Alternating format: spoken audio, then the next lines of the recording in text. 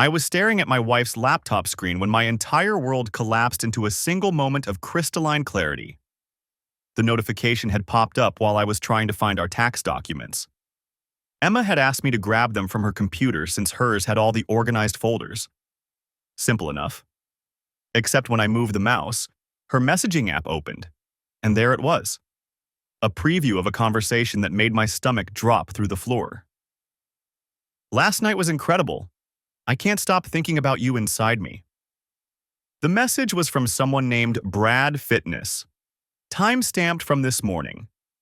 This morning, while I'd been making Emma her favorite breakfast, blueberry pancakes with real maple syrup, the expensive kind she loved, my hands went numb. I shouldn't look. I absolutely should not click on that conversation. I clicked. The chat history loaded, and I watched 3 years of marriage disintegrate in real time. Months of messages. Hundreds of them. Photos that made bile rise in my throat. Nothing explicit enough to be pornographic, but suggestive enough that their meaning was unmistakable. Emma in lingerie I'd never seen. Emma at hotels I'd never been to. Plans coordinated around my work schedule, my business trips, my late nights at the office. "Working late tonight, babe," she'd texted me last Thursday.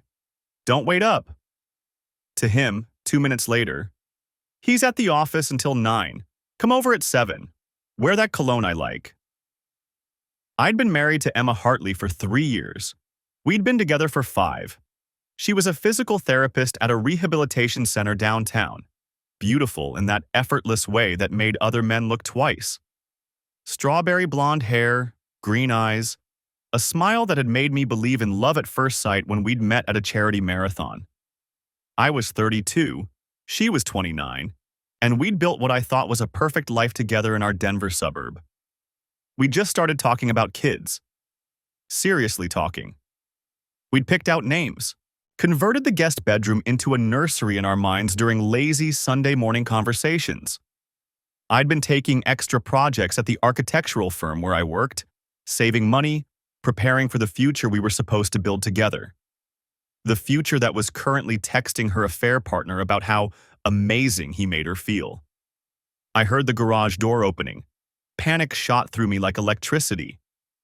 Emma was home early. I'd been so absorbed in the messages that I'd lost track of time. It was only 4:30. She wasn't supposed to be back until 6. I closed the laptop with shaking hands and stood up from her desk, my mind racing. Should I confront her now? Should I say something? My heart was hammering so hard I could feel it in my temples.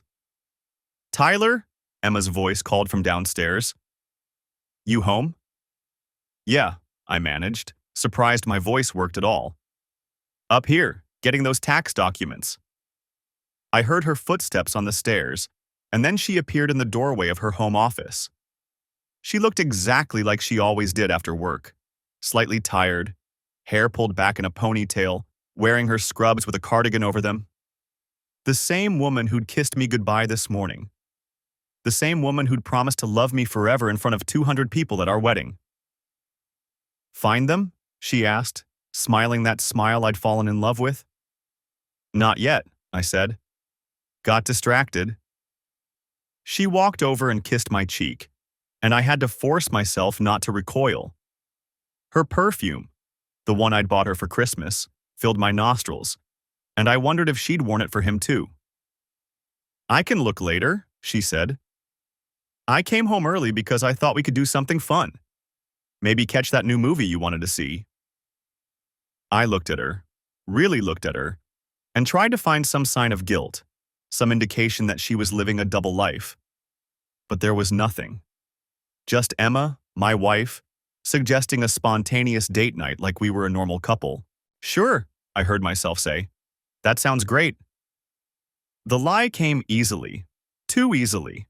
But I needed time to think, time to process, time to figure out what the hell I was going to do with the information that was currently burning a hole in my brain. "Perfect," she beamed. "Let me change real quick. The 7 o'clock showing?" "Yeah." She disappeared into our bedroom, and I stood there in her office, surrounded by the carefully curated life we'd built together. Photos of us on vacation in Maui. Her physical therapy certifications on the wall. A coffee mug I'd given her that said, "World's Best Wife." My phone was in my pocket. I pulled it out and, moving on pure instinct, opened the camera app. I went back to her laptop, opened it again, and started photographing. The messages, the photos, the timestamps, everything. My hands were steadier now, operating on autopilot while my mind spun in circles. I didn't know what I was going to do with this evidence. I didn't know if I was going to confront her, leave her, or try to work through it. But some deep survival instinct told me I needed documentation. I needed proof that this wasn't just a nightmare I was going to wake up from. "Ready," Emma called out. I closed the laptop, pocketed my phone, and went downstairs to watch a movie with my wife. The woman who was destroying our marriage one text message at a time. The basement smelled like fabric softener and old concrete. I'd been down here for 20 minutes, staring at the mesh Wi-Fi management app on my laptop, watching little digital breadcrumbs that told a story Emma thought would stay invisible. We'd installed the mesh network 6 months ago. 3 nodes throughout the house, one in the basement where the signal always got spotty. Emma had insisted we needed better coverage for her work-from-home days. I dropped $400 on the system without questioning it. Now I was questioning everything. The app showed a detailed map of our network, every device that had ever connected, every node's signal strength over time, even proximity logs that tracked which devices pinged which nodes most frequently. It was designed to help optimize coverage. Instead, it was showing me exactly where Emma's phone had been spending its time. I scrolled through the logs from the past 3 months. Every Tuesday and Thursday afternoon, my late days at the office, Emma's phone registered strongest at the basement node. Not unusual by itself. Except the logs also showed a second device, labeled Guest iPhone, connecting during those exact same windows. Guest iPhone. Never saved to our network properly, never given a custom name. Just connecting as a guest, over and over, in our basement while I was at work. The proximity pings were damning. When 2 devices connected to the same node showed signal strengths within a certain threshold, the app logged them as co-located. Emma's phone and guest iPhone had been co-located in our basement 47 times over 3 months. I felt sick. But that wasn't even the worst part. 2 weeks ago, Emma had mentioned she was helping our neighbor Patricia Jennings set up garden Wi-Fi in her backyard. Patricia was 73 and barely knew how to use email, but apparently she desperately needed internet access near her tomato plants. Emma had volunteered to install a Wi-Fi extender. I pulled up the extender's logs. The device was registered to our network but physically located at Patricia's house, about 60 yards from our property line. It had been active for 2 weeks. And during that time, guest iPhone had connected to it 17 times. Never Emma's phone. Just guest iPhone. I cross-referenced the timestamps. Every single connection happened during my late evenings at the office, the nights I'd been working on the Riverside project, staying until 9 or 10. The same nights Emma texted me about catching up on laundry or organizing the garage. The garage shared a back fence with Patricia's yard. I sat back in my folding chair, the washing machine humming its oblivious rhythm beside me. The spin cycle was starting, that building whir that would crescendo into a shaking finale. Emma was upstairs doing the cycle before this one. I could hear her footsteps crossing the kitchen floor above my head. My phone buzzed. Emma. Need anything from upstairs? Making tea. I typed back, I'm good. The footsteps moved toward the living room. I turned back to the laptop. The app had an export function. I could download every log, every ping, every proximity alert as a CSV file with timestamps and GPS coordinates. The extender even had a feature that logged signal interference, required by FCC regulations to prevent devices from disrupting licensed frequencies. I clicked export. The file downloaded in 3 seconds. Then I opened a new browser tab and searched FCC signal interference complaint. The Federal Communications Commission took interference seriously. Unlicensed devices, like our Wi-Fi extender, had to operate within strict parameters. If they caused interference or if they were being used in ways that violated FCC regulations, you could file a formal complaint. I read through the guidelines. There was a section about improper use of unlicensed devices on private property. Another about signal trespass, when Wi-Fi signals from one property intentionally extended onto another without permission. Patricia hadn't asked for the extender. Emma had offered. And I was willing to bet Patricia had no idea someone was using it to connect from our garage, someone who wasn't part of our household. I started filling out the complaint form. It felt insane. Weaponizing Wi-Fi logs and FCC regulations against my own wife. But the clarity of it was almost calming. No screaming confrontation, no tearful accusations, just data, exported cleanly, submitted to a federal agency with enforcement power. The form asked for evidence. I attached the CSV files. Node locations, proximity pings, timestamps. The extender's signal strength logs showing repeated connections from our property to Patricia's yard.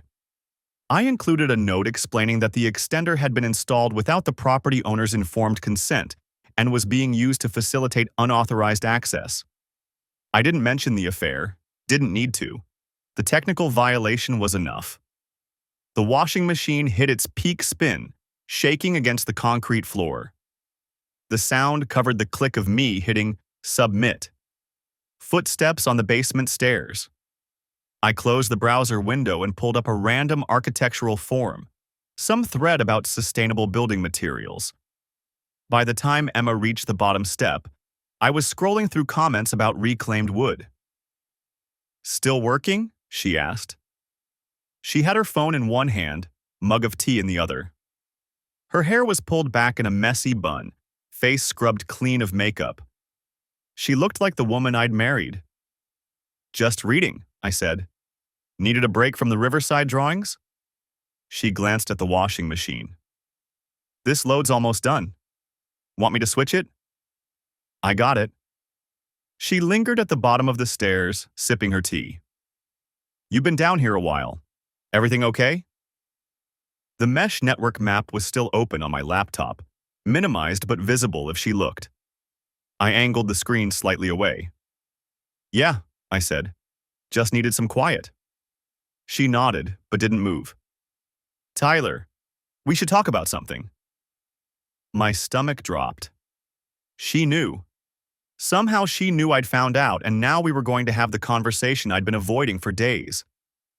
"What's up?" I kept my voice level. "I was thinking we should upgrade the network again. Maybe add another node in the garage? The signal's been weird out there lately." I stared at her. She was serious, completely serious, standing there in her yoga pants and old college sweatshirt, suggesting we spend more money to improve the Wi-Fi coverage in the exact location she'd been using to betray me. "The garage?" I repeated. "Yeah. I've been going through old boxes, trying to organize, and my phone keeps dropping connection. Super annoying when I'm trying to stream music." The washing machine beeped. "End of cycle." "I'll think about it," I said. She smiled. "Great. Also, Patricia mentioned her Wi-Fi's been acting up. The extender keeps showing weird activity logs or something. She asked if I could take a look this weekend." "Weird how?" Emma shrugged. "I don't know. She said her internet provider sent her some kind of notice about interference. Probably nothing, but I told her I'd check it out." The FCC worked fast. Or maybe the automated systems did, flagging unusual patterns, sending preliminary notices to registered property owners. "Maybe we should just remove the extender," I said, "if it's causing problems." "Maybe." Emma pulled out her phone, typing something. I'll see what Patricia wants to do. She seemed pretty worried about it.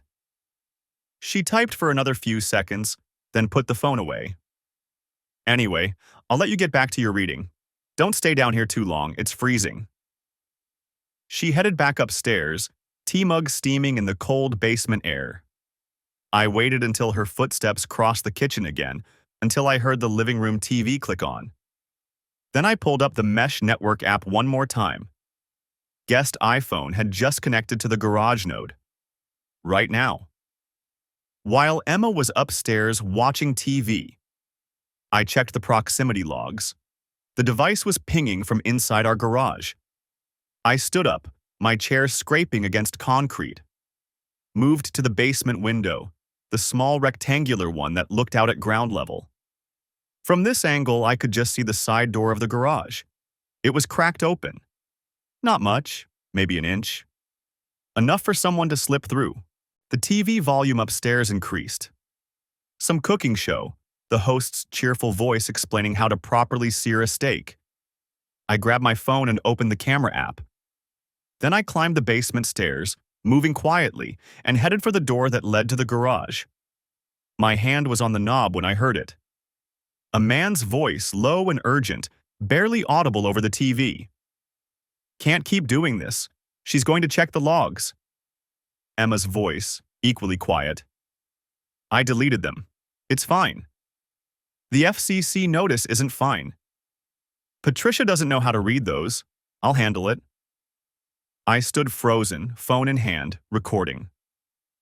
The recording app on my phone showed 32 seconds of audio when Emma's voice dropped to a whisper. We need to get ahead of this, she said. Patricia's going to ask questions. You should have never put that extender there. The man's voice was deeper than I expected, with a faint rasp. I told you the car was fine. The car was not fine, Derek. You were parked on the street for anyone to see.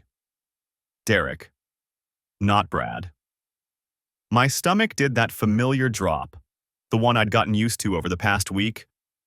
There wasn't just one affair partner. There were at least two. The FCC thing is random, Derek said. Has to be. Nobody checks Wi-Fi logs. Tyler might. Tyler's an architect, not an IT guy. Tyler's thorough. Emma's voice carried an edge I recognized, the same tone she used when correcting my pronunciation of medical terms.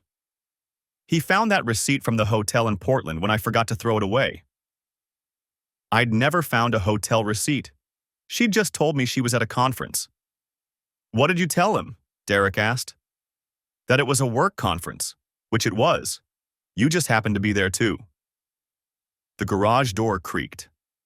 I pulled back further into the shadows of the mudroom, phone still recording. Look, Derek said. Delete the FCC email. Tell Patricia the notice was a mistake. Problem solved. She already opened it. She called me 20 minutes ago asking what it meant. So explain it. You're good at explaining things. The bitterness in his voice surprised me. Even Emma's affair partners were getting tired of her. I'll handle Patricia, Emma said. You need to make sure your phone stays off our network. Use your data plan. I always use my data plan now, ever since you freaked out about the logs. I didn't freak out. I was being careful. You made me sit in your garage for 3 hours while you checked every device on your network. And that's how I found the problem. I heard footsteps moving toward the interior door, toward me. I backed into the laundry room, pulling the door almost closed, leaving just enough gap to see through. Emma appeared first, her strawberry blonde hair pulled into a ponytail, wearing her gray work scrubs. Derek followed, mid-30s, athletic build, wearing a polo shirt with a logo I couldn't quite make out. Not the gym rat type I'd imagined Brad Fitness 23 to be. They stopped in the mudroom, 3 feet from where I stood behind the laundry room door. When's Tyler getting home? Derek asked. Not until 7. He's working on the Riverside project. I was supposed to be working on the Riverside project. I'd told her I'd be there until 7, same as I'd told her every Tuesday for the past month. Except I'd finished early today, specifically to set up the FCC complaint before she got home. You're sure? He texted me an hour ago. He's always there late on Tuesdays. Because you're always busy on Tuesdays, I thought. I'd been giving her space to have her affair, working late so she could destroy our marriage in comfort. Derek moved closer to her. We should cool it for a while, until this FCC thing blows over. It's already blown over. It's just a form letter. Then why are you worried? I'm not worried. I'm being smart. He reached for her hand. She let him take it. I should go, he said. My shift starts at 6. Shift. He worked shifts. That narrowed it down. Medical, service industry, emergency services. Text me when you get there, Emma said. I always do. They kissed. Brief, familiar, comfortable. The kind of kiss that comes from routine rather than passion. I'd seen that kiss before. Emma gave me the same one every morning before work. Derek left through the garage. I heard the door close, then the sound of a car starting. Not a garage door opening. He'd parked outside, probably down the street. Emma stood in the mudroom for a long moment, staring at her phone. Then she walked into the kitchen. I waited 30 seconds before following, phone still recording. She was at the sink, filling a glass with water, when I stepped into the doorway. Hey, I said. She jumped, water sloshing over the rim of the glass. Jesus, Tyler, you scared me. Sorry, finished early. I thought you were working until 7. Wrapped it up faster than expected. I kept my voice level, casual. How was your day? Fine, normal, boring patients. She set the glass down, wiped her wet hand on her scrubs. When did you get home? About 10 minutes ago. I was in the office checking email. The lie came easily. I'd been lying to her for a week now, pretending I didn't know about Brad Fitness, 23. Pretending I believed she was working late when her location showed her at hotels across town.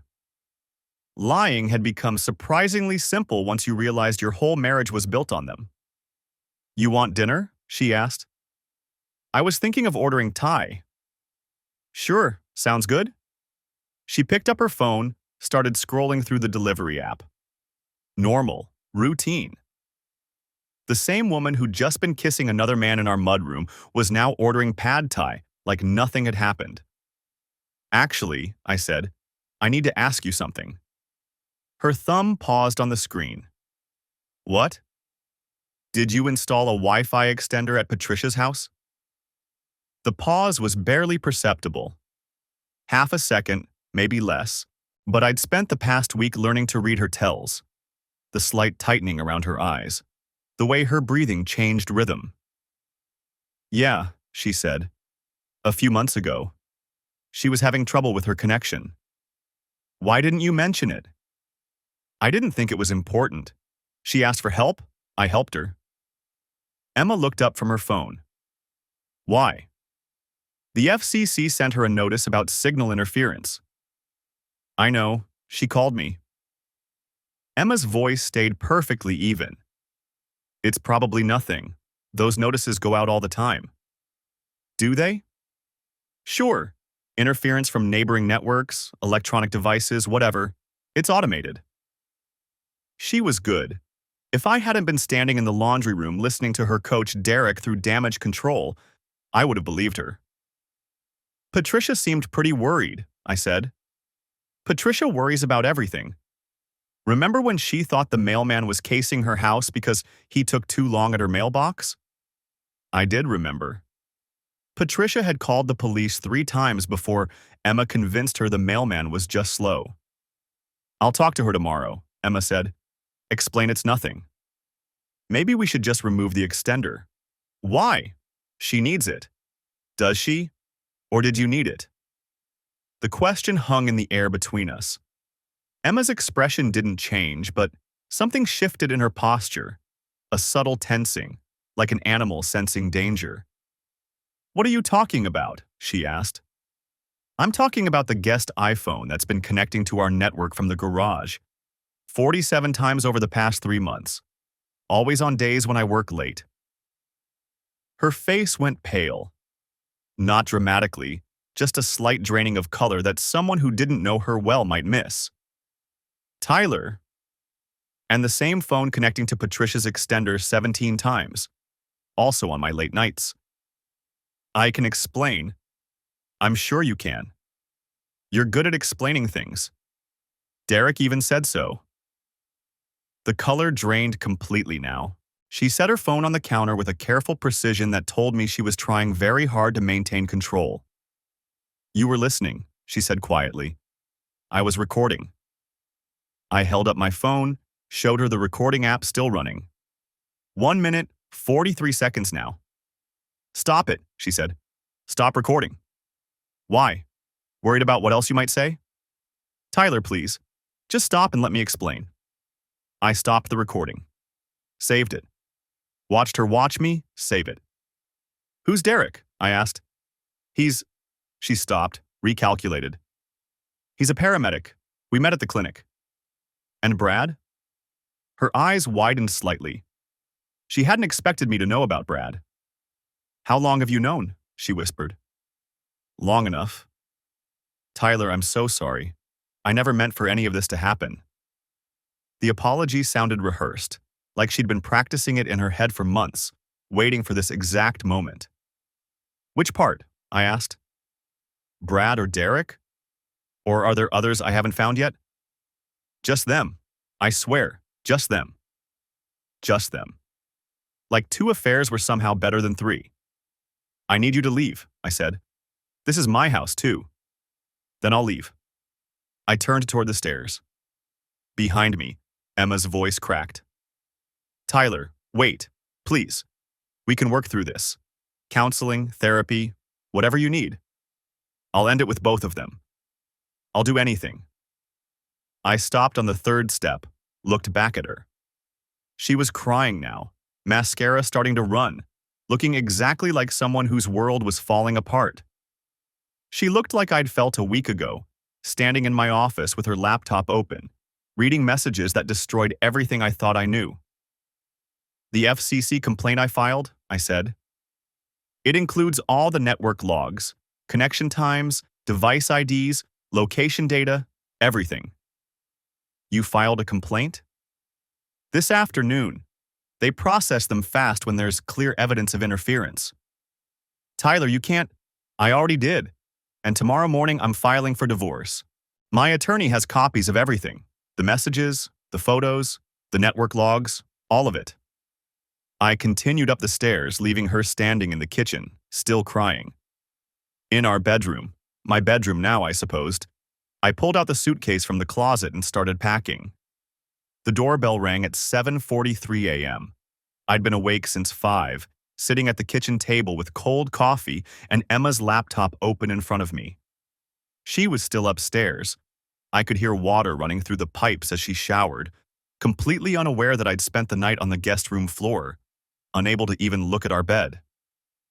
Through the front window, I saw a silver Honda Civic in the driveway. A woman in her mid-30s stepped out, carrying a leather briefcase. Professional, purposeful. I opened the door before she could ring again. Tyler Brennan? She extended her hand. Vanessa Cole. I'm the FCC field agent assigned to your interference complaint. My stomach lurched. I'd filed the complaint expecting bureaucratic delays, forms, maybe a phone call in 2 weeks. Not a woman on my doorstep 12 hours later. Yes, that's me. May I come in? I need to examine the network equipment and verify the signal logs you submitted. The shower shut off upstairs. Now's not really a good... Mr. Brennan, your complaint indicated active interference with licensed spectrum and potential unauthorized operation. That puts this in our priority queue. She was already stepping past me into the foyer, her eyes scanning the ceiling corners where I'd mounted the mesh nodes. I'll need to see your router and any network management interfaces you're using. Footsteps crossed the bedroom floor above us. The main router's in my office, I said quietly. This way. I led her down the hall, my mind racing. Emma didn't know about the complaint, didn't know I documented everything. The confrontation last night had been about Brad and Derek, about the recordings, about divorce. But I hadn't mentioned the FCC filing. I'd wanted that bomb to detonate separately. Vanessa set her briefcase on my desk and pulled out a tablet and some kind of handheld device with an antenna. I'll need your network password and administrative access. I wrote them on a post-it note, hands surprisingly steady. She logged into the mesh system's web interface, her eyes moving rapidly across the screen. You've got 6 nodes deployed. That's extensive for a single-family residence. My wife installed extras, said she wanted better coverage. Her stylus tapped against the tablet. And you're alleging that one of these nodes, the one at 847 Maple Street, was installed without your knowledge or consent? That's my neighbor's house, Patricia Jennings. Emma told her it would help with her internet, but the logs show Emma's phone connecting to it during… I stopped myself. During times when she wasn't visiting Patricia. Vanessa pulled up the connection logs I'd submitted. Guest iPhone. 17 connections over. 8 weeks. Signal strength indicates the device was in the backyard, not inside the residence. Right? And you're the sole account holder for this network? Joint account with my wife, but I'm the primary. I pay the bill. Does Mrs. Brennan have administrative access? She does. Vanessa made a note. That complicates things from an authorization standpoint, but she zoomed in on one of the log entries. These timestamps. The node at 847 Maple was configured to broadcast a hidden SSID, separate from your main network. See this? Garden Guest 2.4 with WPA2 encryption. That's not standard mesh behavior. Someone manually configured a secondary network. The bedroom door opened upstairs. Emma's voice drifted down. Tyler? Whose car is that? Vanessa looked at me. I looked at the doorway. Just a minute, I called back. Emma appeared in the office doorway wearing her robe, hair wrapped in a towel. Her eyes went from me to Vanessa to the laptop screen showing our network topology. What's going on? Vanessa stood. Mrs. Brennan? I'm Vanessa Cole, FCC Field Enforcement. I'm here regarding an interference complaint filed yesterday about unauthorized network deployment. The color drained from Emma's face. What? Your husband filed a complaint alleging improper use of Wi-Fi equipment and potential spectrum violations. I'm conducting a preliminary investigation. Emma's eyes locked on mine. You called the FCC? I filed a complaint about signal interference, I said evenly. Which is what happens when someone deploys unauthorized network equipment on other people's property. That was for Patricia. She needed help with her internet. Vanessa's stylus hovered over her tablet. Mrs. Brennan, did you install a mesh network node at 847 Maple Street? Yes, but it was just to help my neighbor. She's elderly, and her Wi-Fi barely reaches her bedroom. And did you configure a secondary network on that node? A hidden SSID called Garden Guest 2.4? Emma's jaw worked silently. I might have. I don't remember. The logs show your device, an iPhone registered to this account, connected to that secondary network 17 times between February 3rd and March 27th. The signal strength data indicates your device was located in the backyard area of 847 Maple, approximately 40 to 60 feet from the node itself. I was visiting Patricia. At 11:47 p.m. on a Tuesday? Vanessa scrolled through the logs. Or 1:23 a.m. on a Saturday. These connection times don't align with typical social visits. Emma's hands clenched in her robe pockets. This is insane. Tyler, what are you doing? Documenting property boundaries, I said. Turns out the FCC takes unauthorized equipment deployment pretty seriously, especially when it involves creating hidden networks on other people's property without their knowledge. Vanessa looked between us, clearly sensing the domestic dimension underlying the technical complaint. Mr. Brennan, I'll need to examine the physical node at 847 Maple. Do you have permission to access that property? Patricia's home most mornings. I can call her. Please do. I pulled out my phone and dialed Patricia's number while Emma stood frozen in the doorway. The older woman answered on the third ring, cheerful as always. Tyler, how are you, dear? Morning, Patricia. I have someone here from the FCC who needs to check on that Wi-Fi extender Emma installed for you. Would it be okay if we came over? The FCC? Oh my.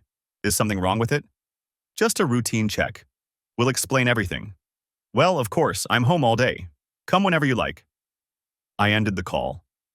She's available now. Vanessa packed her tablet. Mrs. Brennan, I'll need you to accompany us. Since you installed the equipment, I have some questions about the configuration. I have to get ready for work. This is a federal investigation, ma'am. I can either complete it this morning with your cooperation, or I can schedule a formal interview at our Portland office. Your choice.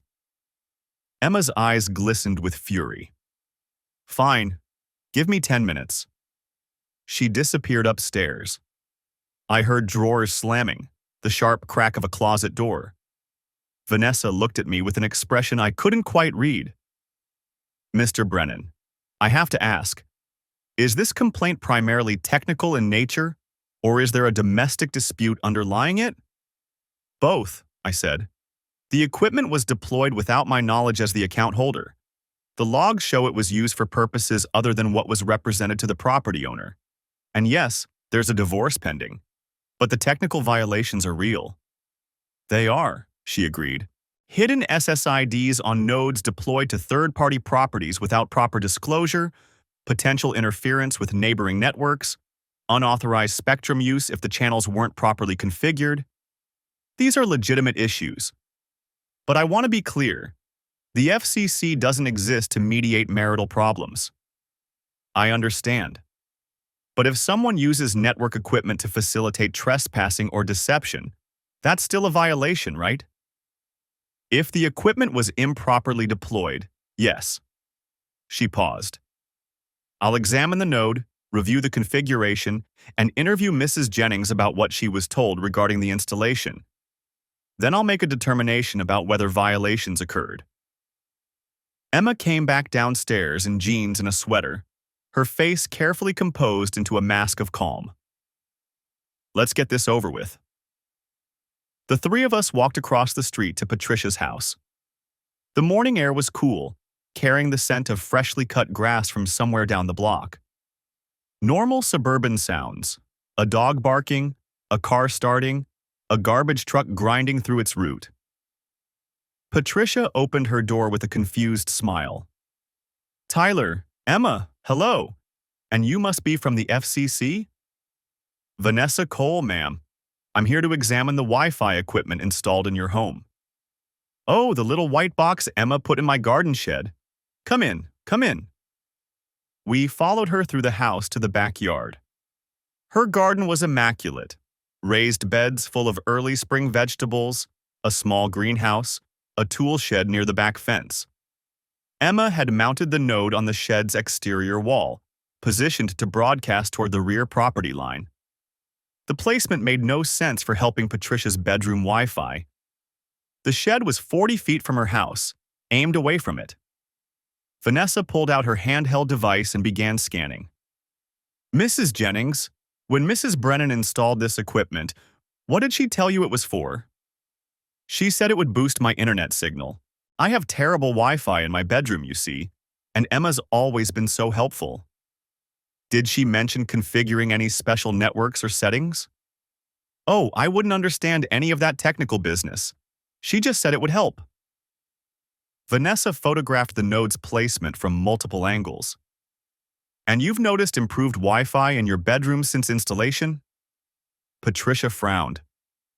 Well, now that you mention it, not really. But I assumed it was working. Emma's jaw tightened.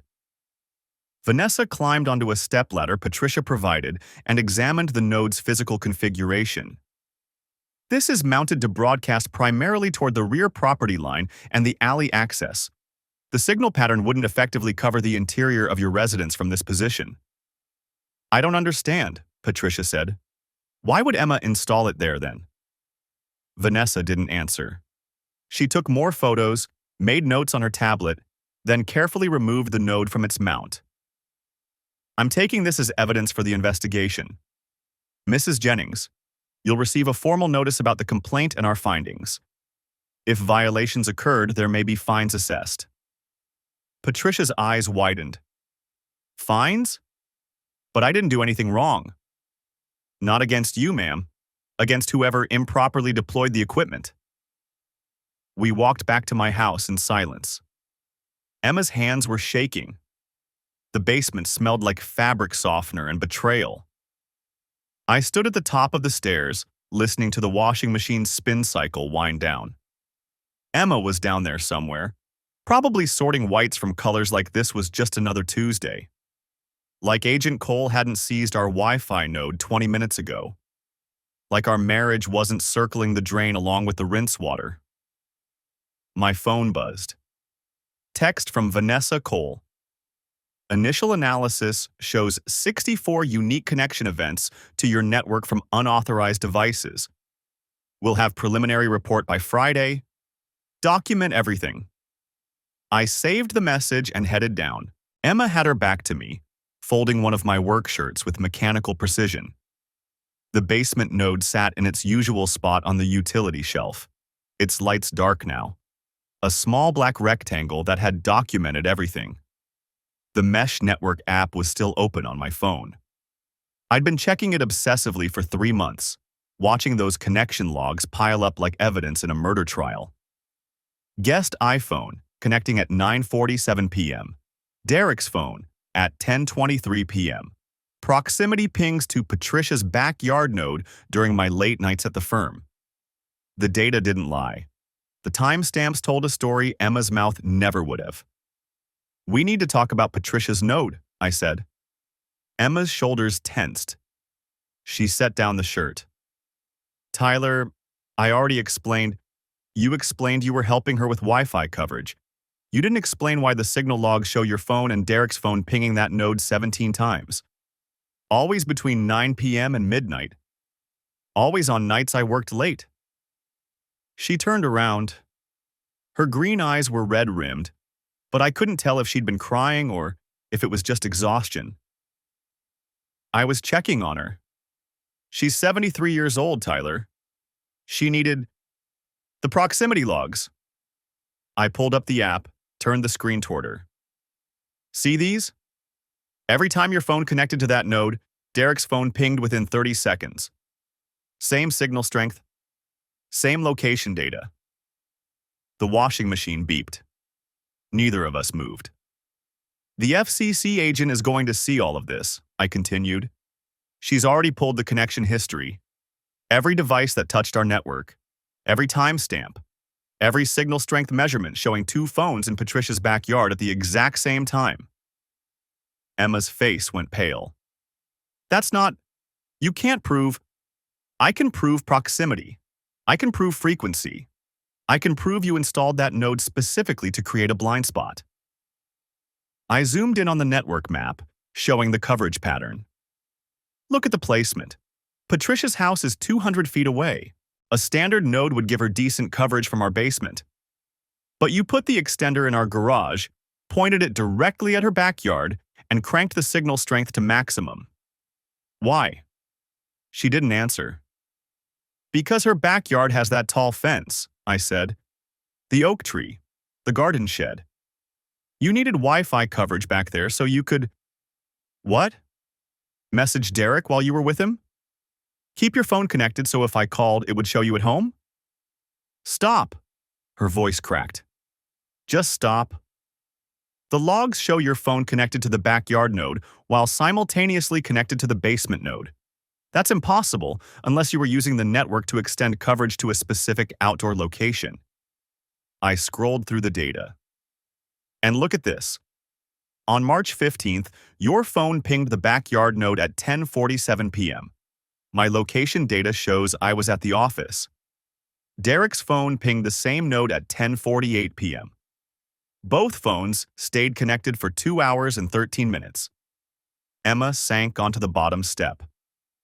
You're making it sound so calculated. Because it was calculated.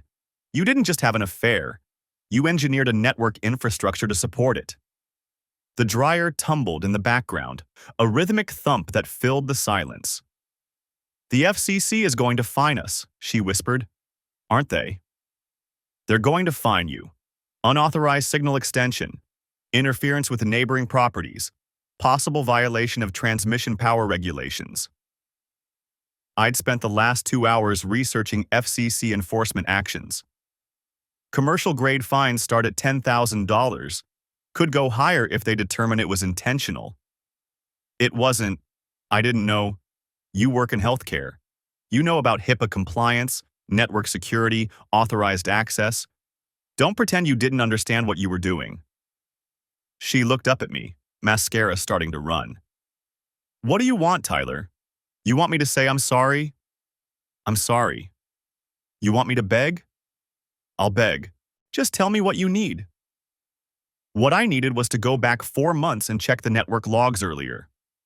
What I needed was to have trusted my gut when she suggested we upgrade to a mesh system for better coverage. What I needed was a time machine. What I had was data. I want the truth about Brad, I said. Her face went blank. What? Brad Fitness 23. The first one I found? The messages on your laptop. I pulled up the screenshots I'd taken that first day. You told me it was just Brad and Derek. But the network logs show 3 unknown devices connecting to our basement node. Derek's phone I can identify. Yours I can identify. That leaves 1 unaccounted device that connected 47 times over 3 months. Emma's eyes went wide. Tyler, I swear. Device ID ending in 4A7C2F. Connected every Tuesday and Thursday evening. Always between 8 p.m. and 11 p.m. Always when I was at the office working on the Riverside project. I showed her the connection log. That's Brad's phone, isn't it? She didn't deny it. He was here, in our house, in our basement. I felt something cold settle in my chest. That's why you wanted the mesh system. Not for Patricia, for him. So he could connect to our Wi-Fi, so his data wouldn't show up on cell tower records near our address. It wasn't like that. Then what was it like, Emma? Explain to me how this looks like anything other than premeditated deception. The dryer stopped.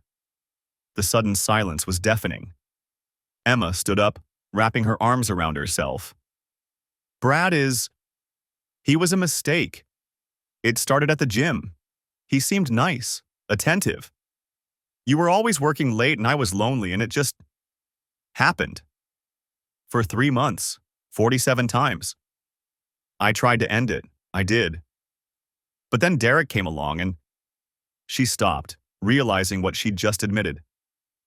Derek came along, I repeated slowly.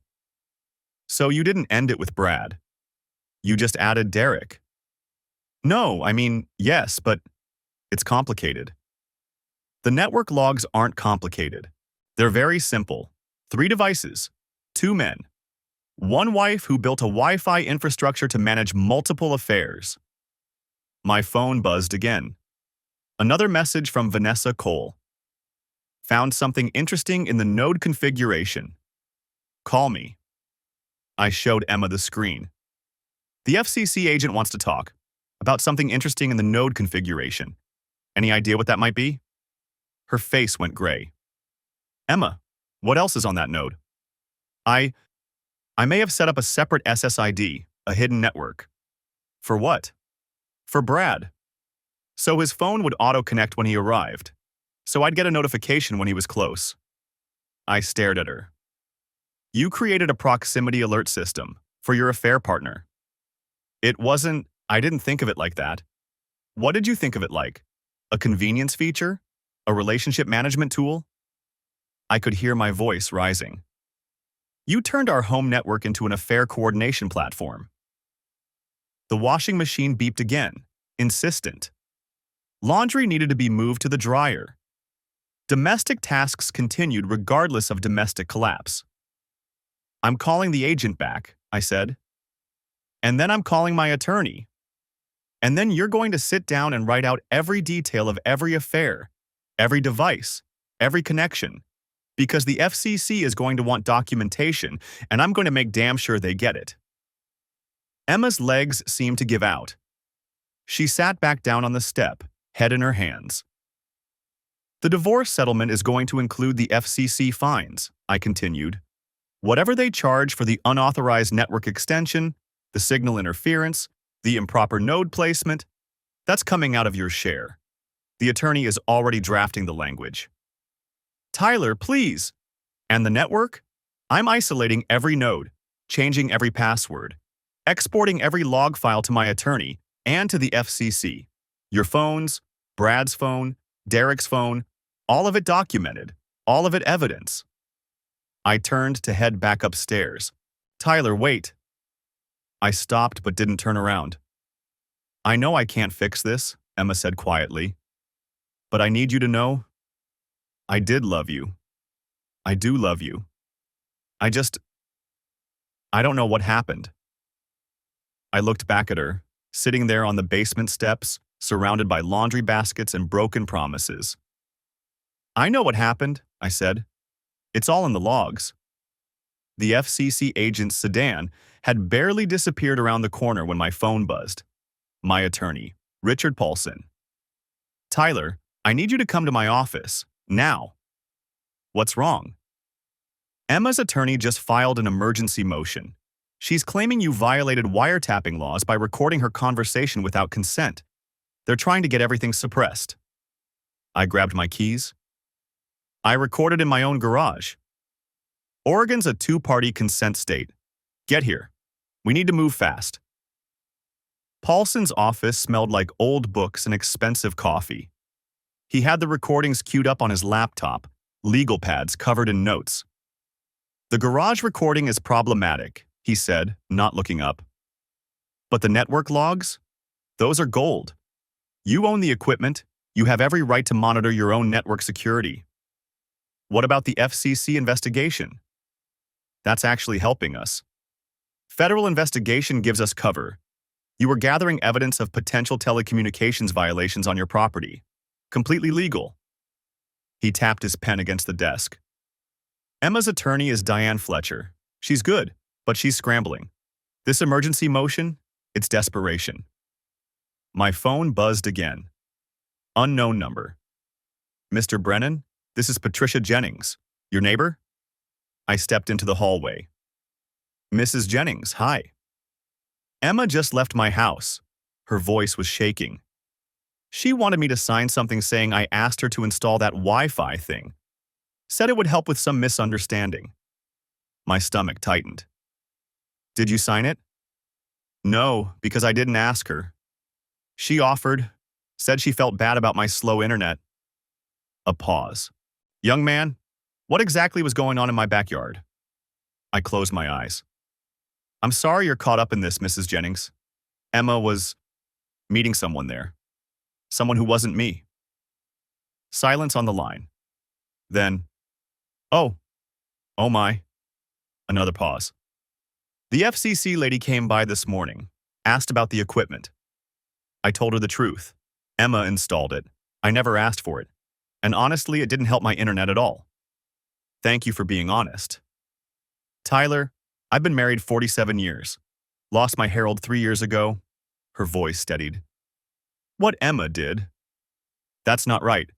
If you need me to talk to anyone, lawyers, investigators, whoever, you call me. Back in Paulson's office, I relayed the conversation. He smiled for the first time that morning. Emma's trying to establish that the network deployment was legitimate. If Mrs. Jennings testifies it was unsolicited and ineffective, it proves the extender was installed solely for Emma's purposes, which means you had every right to monitor it. When's the emergency hearing? Tomorrow afternoon, Judge Carlson. He's fair but no nonsense. Paulson leaned back. Here's what's going to happen. Fletcher will argue you violated Emma's privacy. Will argue you were monitoring your own network equipment for security purposes and discovered evidence of unauthorized access and potential telecommunications violations. The FCC investigation supports our position. What about the recordings? We'll probably lose those, but we don't need them. The network logs tell the whole story, and Emma can't claim privacy violation on data you collected from your own equipment. He pulled up a spreadsheet. 47 connections from Brad's device, 23 from Derek's, all during hours when you were documented at work. Proximity logs showing Emma's phone co-located with both devices. The hidden SSID she configured. It's damning. My phone buzzed. Emma. We need to talk, please. I showed Paulson. He shook his head. Don't respond.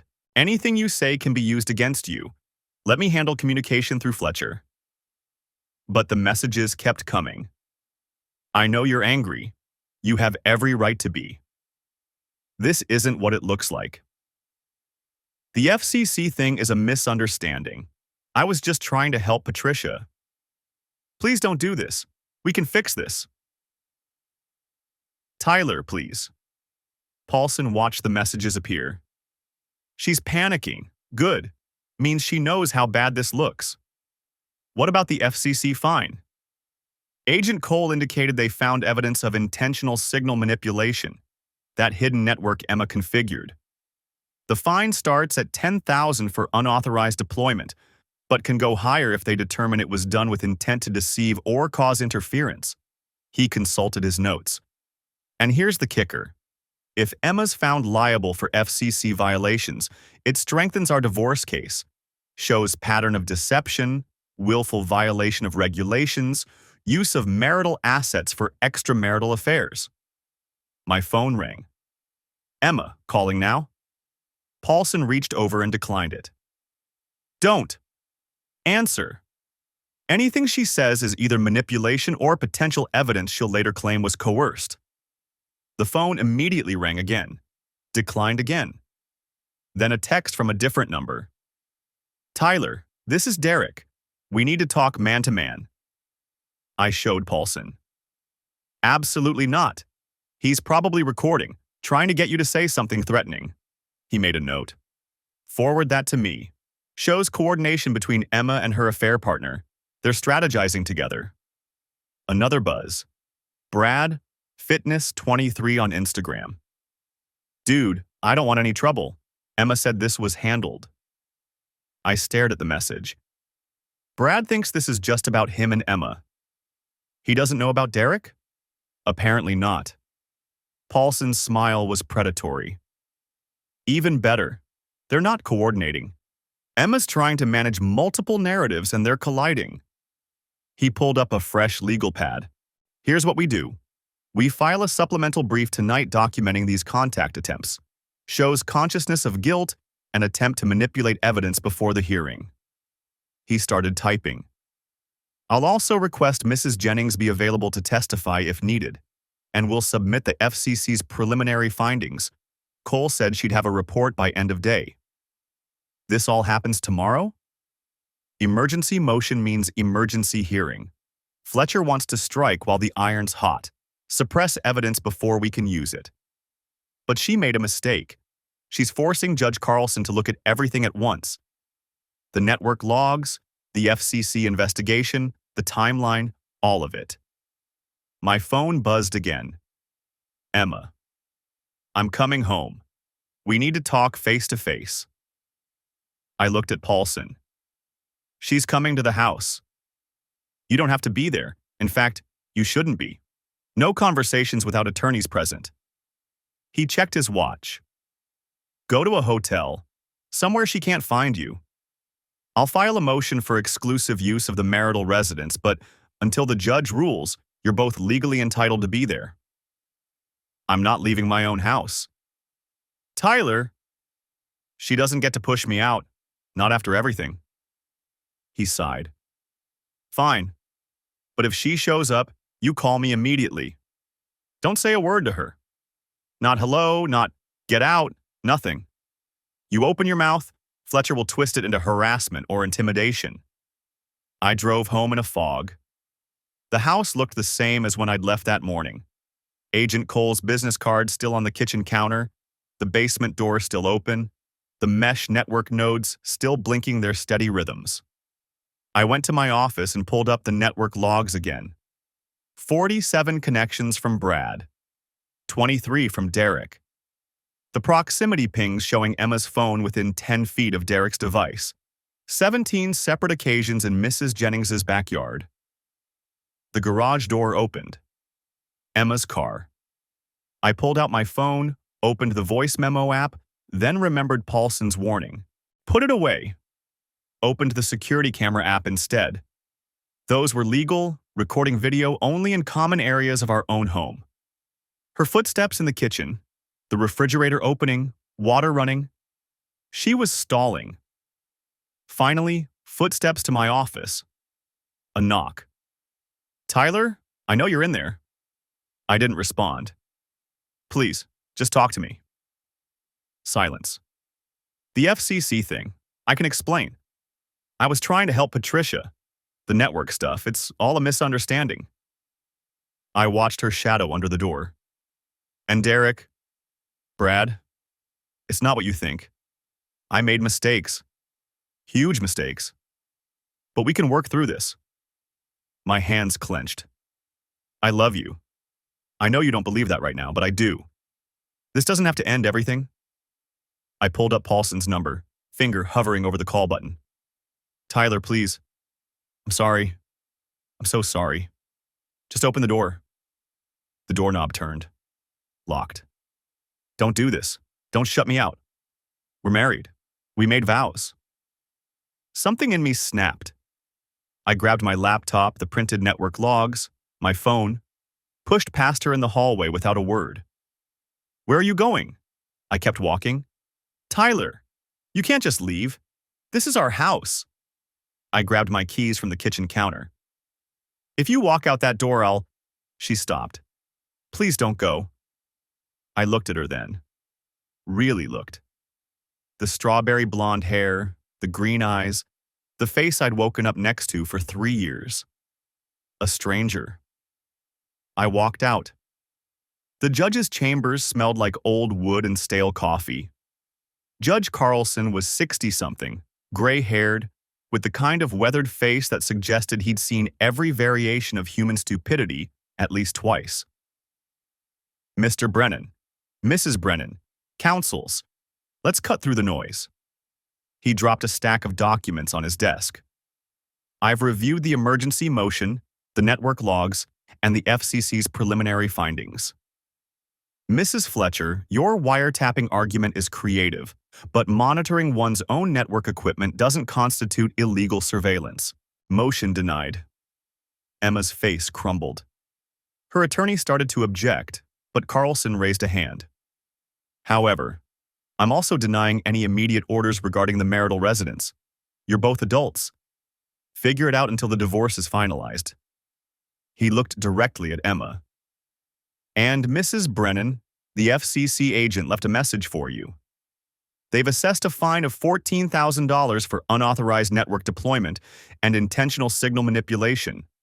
That's on you, not marital assets. 6 months later, I stood in my new apartment, smaller than the house but mine, and watched the sun set through clean windows. The divorce had been finalized 3 weeks ago. Emma got the house but had to buy out my equity. She also got the FCC fine, the legal bills, and whatever remained of her relationships with Brad and Derek. Turned out neither of them appreciated being part of a rotation they hadn't known existed. Mrs. Jennings sent me a Christmas card. She'd upgraded her internet on her own and included a note. Truth matters more than convenience. I never did finish the Riverside project. I'd left the firm and started my own practice, designing sustainable homes for people who actually wanted to build something lasting. Ironic, maybe, given how my own foundation had cracked. People ask if I regret how I handled it. The network logs, the FCC complaint, the methodical documentation. They think I should have just confronted Emma that first day, had it out, moved on. But here's what I learned. Betrayal thrives in shadows. Emma had built an entire infrastructure of deception, hidden networks, proximity alerts, carefully coordinated schedules. She'd turned our home into a logistics operation for infidelity. Confronting her with emotions would have given her room to manipulate, to explain, to spin narratives. Data doesn't negotiate. Timestamps don't accept excuses. Network logs don't care about tears or apologies. I didn't destroy my marriage with a Wi-Fi complaint. Emma destroyed it the moment she chose to engineer a system that would let her live two lives. I just made sure the evidence was clear enough that she couldn't rewrite history. The mesh network equipment sits in a box in my closet now. I use a simple single router setup. No nodes, no extended coverage, no logs tracking who's connecting from where. Just straightforward internet access. Sometimes simple is better. In networks and in life. The real lesson isn't about technology or surveillance or even infidelity. It's about foundation. You can't build anything lasting, a marriage, a career, a life, on hidden networks and false signals. Eventually, someone checks the logs. Eventually, the interference gets reported. Eventually, the truth finds its way through, whether you're ready for it or not. I was ready. That's the part I'm most grateful for. When my world collapsed, I didn't collapse with it. I documented, I planned, I moved forward with clear eyes and steady hands. Emma texted me once after the divorce finalized. I hope you find someone who deserves you. I didn't respond. But I thought, I already found someone who deserves better. Me. The sunset faded to dusk. My phone sat silent on the counter. No proximity alerts, no suspicious connection logs, no hidden SSIDs broadcasting secrets into the night. Just a quiet evening in a small apartment, and the kind of peace that only comes from knowing exactly where you stand. The network was finally, completely, honestly clear.